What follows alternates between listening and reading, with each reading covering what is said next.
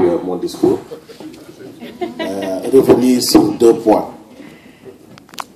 J'ai la chance d'être à seneweb.com. Mais permettez-moi d'abord, en tant que coordinateur provisoire, de remercier les associations qui sont là. L'association des catholiques, l'association des Casacés, l'ASA et tous les autres congressistes.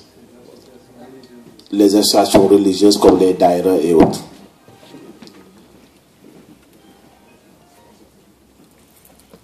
En me promenant dans les rues de New York, j'y ai vécu pendant 9 ans. Je me suis demandé, je me suis posé la question à maintes reprises. Où est la dignité humaine? Où est la dignité humaine? Où est la dignité humaine? Pourquoi? Dans les restaurants, dans les boutiques et autres, vous y trouvez toujours des enveloppes avec des photos de personnes décédées. Les gens faisaient des quêtes pour ramener les corps. Parfois, ça prenait 1 semaine, 15 jours ou plus.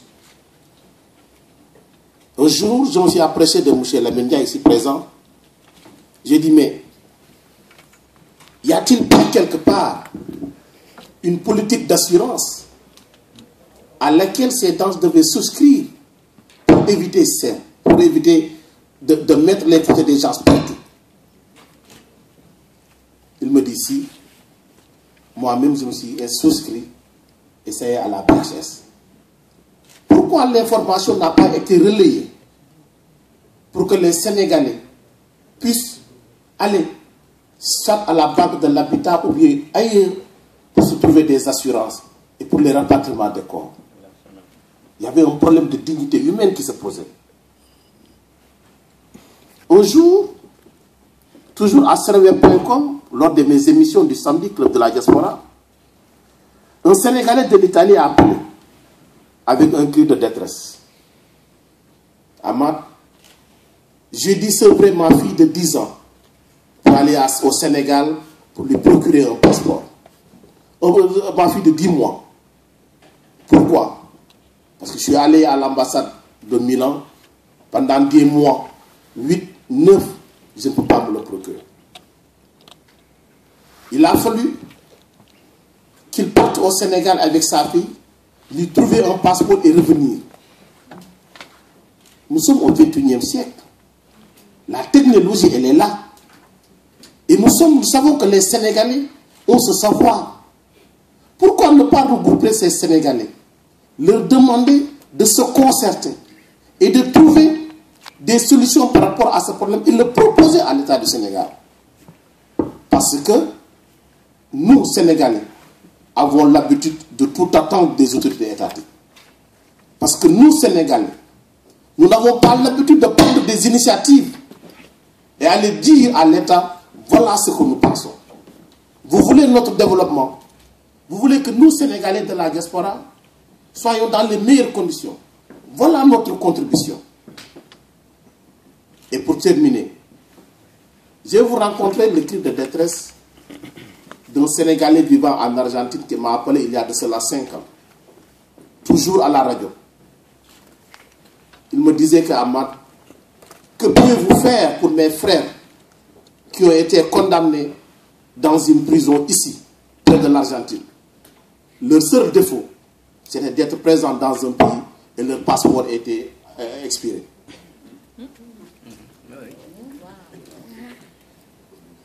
Et oui, en direct à la radio, j'étais meurtri. Je crois que j'avais écrit un email. À l'époque, c'était Maître Madi Kenyan, ministre des Sénégalais de l'extérieur, des Affaires étrangères et des Sénégalais de l'extérieur. J'ai pris le contact de son directeur de cabinet. Je lui ai envoyé un email. Mais malheureusement, encore au Sénégal, notre démocratie n'a pas atteint ce point où les gouvernants peuvent parler et échanger avec les gouvernés. Je ne sais pas. Est-ce qu'ils sont toujours en prison? Ils sont libérés? Sont-ils toujours vivants? Sont-ils morts? Mais personne n'est jamais allé voir ce qui s'est réellement passé. Alors, c'est de là que nous est venue l'idée de dire que si la diaspora avait une fédération, elle n'aurait pas attendu les autorités étatiques. Ses membres seraient déplacés pour voir réellement ce qui s'est passé. Si les Sénégalais avaient une organisation, ils pouvaient au moins créer des comités qui vont réfléchir sur les nouvelles technologies pour nous doter de tout ce dont on a besoin. Les passeports, les cartes d'identité. Et pour terminer, en 2007, le nombre de Sénégalais inscrits sur les listes électorales était de 150 000, pour presque 40 000 votants. Les gens nous disent que nous sommes presque des millions.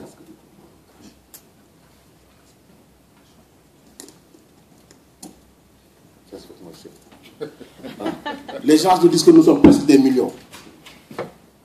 Nous avons, après 2007, nous nous sommes dit que il faut, ça c'est une anomalie. Comment est-ce que des Sénégalais, des citoyens, ne s'inscrivent pas et ne votent pas? Et c'est de là-bas, je crois que j'ai ma soeur Anna-Mary qui est là, et beaucoup d'autres personnes, la Ndiate Guémé, du Canada. Nous avons lancé sur seneweb.com le club de la diaspora pour sensibiliser les gens par rapport au vote, un acte citoyen. Mais il y avait un problème, les inscriptions. Les gens ne pouvaient pas s'inscrire. Ce qui revient à dire qu'il est impératif aujourd'hui de trouver la technologie nécessaire pour aider l'État du Sénégal, mais aussi résoudre tous ces problèmes. Enfin, lorsque j'ai regardé la télévision de ZSTV, l'émission À vous de juger, et je salue au passage Pape Alignan, l'affaire qui avait opposé cet immigrant venant de Belgique à Maître Babou, je me suis dit, voilà le problème des Sénégalais aujourd'hui. Le logement, l'habitat. Savez-vous, honorable député, Excellence, Monsieur le Consul, il est facile aujourd'hui pour des gens qui se disent qu'ils vendent des maisons de se faire rapidement de l'argent sur le dos des Sénégalais. Parce que nous en avons tellement besoin qu'il leur suffit de venir en Amérique, au Canada et en Europe, et seulement sur les frais de documents, je ne sais pas comment ils l'appellent, frais de dossier. Seulement sur les frais de dossier, ils peuvent se faire des millions. Beaucoup de gens, depuis que je suis là, ça fait 14 ans, beaucoup de gens ont été arnaqués. Ils ont déposé $100 pendant 3 mois ou 4 mois et c'est fini.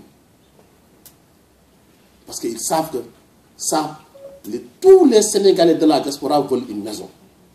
Alors on s'est dit, mais pourquoi ne pas aller vers les institutions qui sont déjà là, organiser cette diaspora, entrer en contact avec la BHS ou bien les autres banques et essayer de faciliter l'accès au logement et au terrain à tous ces Sénégalais de la diaspora. C'est ça, aujourd'hui, mesdames, mesdemoiselles, messieurs, ce qui doit être le leitmotiv de cette fédération. Encore une fois de plus, merci d'être venu. Merci.